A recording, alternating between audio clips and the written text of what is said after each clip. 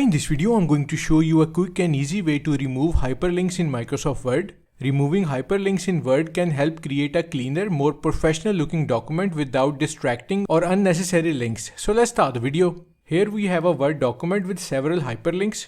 You can usually tell a hyperlink by its blue color and underlining. So these are the hyperlinks. To remove hyperlink in Word, simply right click on the hyperlink you want to remove. And from the menu, click on Remove Hyperlink.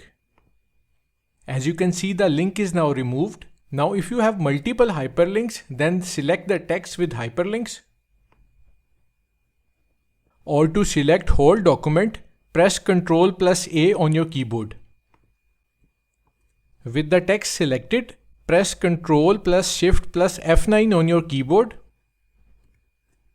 This will remove all the hyperlinks in the selected text in one go. All the hyperlinks are now gone. So that's how to remove hyperlink in Word. Thanks for watching.